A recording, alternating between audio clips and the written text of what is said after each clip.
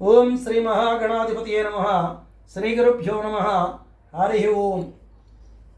ఈరోజుని ఒక విషయం గురించి ప్రజల ముందుకి, భక్తుల ముందుకి, హనుమద్భక్తుల ముందుకి తీసుకొస్తున్నాను. కామన్గా ఏమవుతుందంటే అండి, విగ్రహ ప్రతిష్ఠ చేసినప్పుడు కామన్గా మూర్తివంతాలన్నింటినీ కూడా ఈ దేవతా మంత్రాలన్నీ కూడా అగ్ని రూపం ద్వారాగా ఆవాహన చేస్తాం.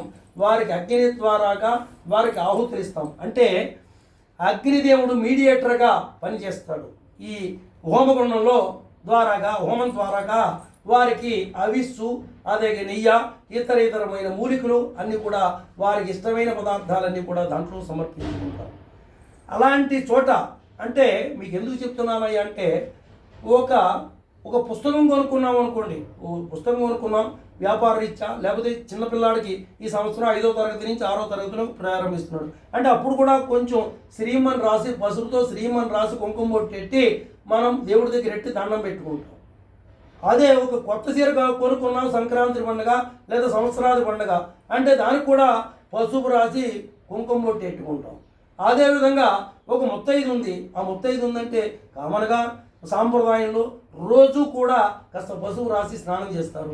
లేకపోయినా కనీసం రోజు రాయి లేకపోయినా పసుపుగా కనపడుతుంది, ఆఫీస్కి వెళ్ళాలి అనుకున్న వాళ్ళు కూడా ఏం చేస్తున్నారంటే కనీసం పండగ పూటైనా తలంటుకునేటప్పుడైనా అప్పుడైనా కనీసం పసుపు రాసి కొంచెం బొట్టెట్టుకుంటారు. అలాంటిది దేవతామూర్తులందరికీ కూడా దేవుడికి బట్టలు కట్టినా దేవుడికే కట్టి బట్టలు అయినప్పటికీ కూడా దానికి పసుపు ముట్టించి వారికి బట్టలు సమర్పిస్తాం. శ్రీరామచంద్రమూర్తి కూడా భద్రాచలం శ్రీరామచంద్రమూర్తి కూడా శుభరేఖ ఇస్తున్న పసుపు రాసి శుభరేఖ అక్కడ ఎట్టి పాదాల దగ్గర ఎట్టండి అంటాం. అలా ఆరోగ్య ఐశ్వర్య అభివృద్ధ్యర్థం ధర్మ అర్థ కామ్య మోక్ష చతుర్విధ ఫల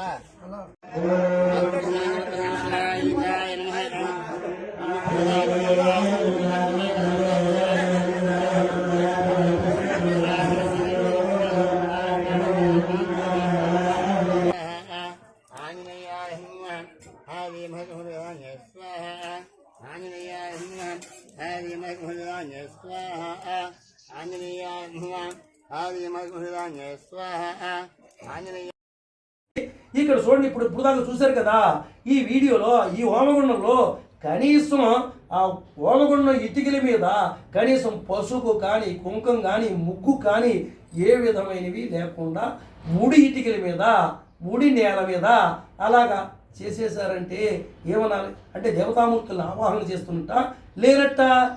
కామన్గా ఎందుకు చేస్తున్నట్టు ఈ కొత్త సాంప్రదాయాలేంటి, ఎందుకు చేస్తున్నట్టు ఈ సాంప్రదాయాల్ని, ఈ సనాతన ధర్మాన్ని, హిందూ ధర్మాన్ని ఎందుకు అవమానం చేస్తున్నట్టు, హిందూ ధర్మాన్ని అవహేళన చేస్తున్నట్టు కదా? ఇది హిందూ ధర్మాన్ని అవహేళన చేస్తున్నట్టు కదా. నేను ఈ క్రైస్తవ మతంలోకి ఎందుకన్నానంటే, వాళ్ళు క్రైస్తవులు కనుక బొట్టెట్టుకోరు కనుక వాళ్ళ సాంప్రదాయం ప్రకారం, వాళ్ళ మతాన్ని నేను విమర్శించట్లే, వాళ్ళ సాంప్రదాయం ప్రకారంగా వాళ్ళు బొట్టు పెట్టుకోరు కనుక పెట్టుకోరు.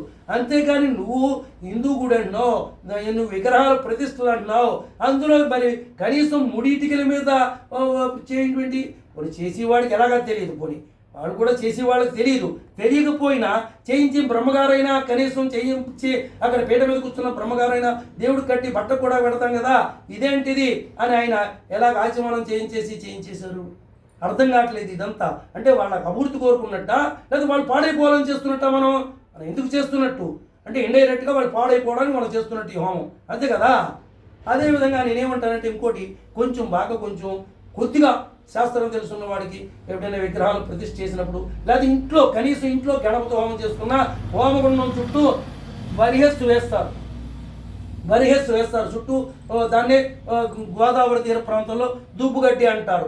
ఇది గ్రహణం వచ్చినప్పుడు అప్పుడు కూడా ఇంటి మీద అది వేసుకుంటారు. ఈ బరిహస్ అనేది 4 పక్కల కూడా హోమగుండానికి 4 పక్కల వేస్తారు. ఎన్ని బరిహస్సు ఎన్ని పీలికలు వేస్తారు అనేది తర్వాత మాట్లాడుకుందాం. అవన్నీ కూడా అసలు వేస్తే కదా ఎన్ని వేయాలనేది, అసలు బరిహస్సే లేదు అక్కడ. ఆయన పక్కన మాత్రం వేసుకున్నారు. బ్రహ్మగారి పక్కన మాత్రం అంటే ఆయన రక్షణగా ఉండాలి, మిగతా వాళ్ళందరూ పోయినా పర్వాలేదు. వాడు డబ్బులు ఇచ్చిన వాడు పాడైపోయినా పర్వాలేదు అనమాట. నువ్వు ఒక్కడు బాగుంటే చాలా. అంటే అందరూ బాగుండాలి, అందులో నేను ఉండాలి అన్నట్టు ఉండాలి. కానీ కనీసం అది కూడా కాదు కదా. నువ్వు వాడు ఆ పక్కన చేయించుకునే వాడు పోయినా పర్వాలే, పాడైపోయినా పర్వాలే, వాడికి రక్షణ ఏ విధంగానూ వద్దు. నీ పక్కన మాత్రం మరి వేసేసుకున్నావు. ఏ పక్కన వేయకపోతే కూడా లేదు, నీ పక్కన మాత్రం వేసుకున్నావా? ఆ 3 పక్కల మానేసు. అసలు ధర్మంగా 4 పక్కల కూడా ఆ బరిహస్సు ఎందుకు వేస్తారంటే, సముద్ర మథనంలో పాల సముద్రం మథన చేసినప్పుడు అందులో తీసి ఆ పాల సముద్రంలోంచి అమృత భాండాన్ని తీసి అక్కడ ఆ దర్భగడ్డి మీద, ఆ దుబ్బుగట్టి మీద పెట్టారని, అందులో అమృతం ఉంది కనుక, అడుగుని చేమిర్చిన అమృతం దాంట్లోకి దిగింది కనుక, అంట్లో అమృతం ఉంటుంది కనుక, ఎప్పుడు కూడా సజీవంగా ఉంటారు కనుక అన్ని రక్షణలు ఉంటాయని ఆ బరిహస్సును చుట్టుపక్కల వేస్తారు. గ్రహణం ఎంత రక్షణ అంటే ఆ బరిహస్సు వల్ల రక్షణ అనేది ఇప్పుడు కూడా మనందరికీ తెలుసు. ఇక ఎంతో గ్రహణం వచ్చినా విగ్రహాలకి కానీ, ఇంటి మీద కానీ, ఆవకాయ పచ్చడి మీద కానీ, నీళ్ళ మీద కానీ అన్నిటి మీద బరిహస్సు వేసుకుంటామే. కనీసం ఇది నువ్వు ఇటుకలకి పసుపు రాయు, ముగ్గు పెట్టు, వీవు కొంచెం కుంకుమ ముట్టేట్టు.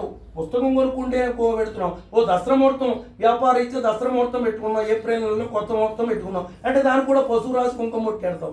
అలాంటిది ఇంత హోమం చేస్తూ విగ్రహాలు ప్రతిష్ఠ చేస్తూ దానికి కనీసం పసుపు కూడా రాయకుండా విగ్రహాలు ప్రతిష్ఠ అంటే ఇలాగ అనాచారం చేసినట్టయితే ఈ అనాచారం చేసిన వాడికి, చేయించిన వాడికి కూడా ఇబ్బంది కదా. అంటే దీని రూపంలో అందరూ ఆ గ్రామంలో నలుగురికి ఇబ్బంది కదా, నువ్వు చేసిన తప్పుడు వల్ల. ఇందువల్లే క్రిస్టియనిజం పెరిగిపోతుంది. ఇలాగా హిందూ సాంప్రదాయంలో చేసిన తప్పుల వల్లే క్రిస్టియనిజం పెరిగిపోతుంది. అంచేత మన వంశ అభివృద్ధికి సహాయపడాలి. కానీ ఇలాంటి మనం చేసి దానం వాడు పుచ్చుకున్నవాడు మంచికి ఉపయోగపడితే ఆ ఫలితం మంచిగా వస్తుంది. ఆ పుచ్చుకున్నవాడు తాగేసి తన్ననాలాడిలాగా చేసినట్టయితే వాడు తాగేసిన పాపంలో, ఆ తప్పు చేసిన పాపంలో కర్మ మనం కూడా ఖచ్చితంగా అనుభవించి తీరవలసి ఉంటుంది. అంచేత మనం దానం చెయ్యాలా మానాలా అనేది మనం డిసైడ్ చేసుకోవలసిన విషయం. అంచేత జాగ్రత్తగా దానం చేసేటప్పుడు కూడా జాగ్రత్తగా ఆలోచించుకోండి.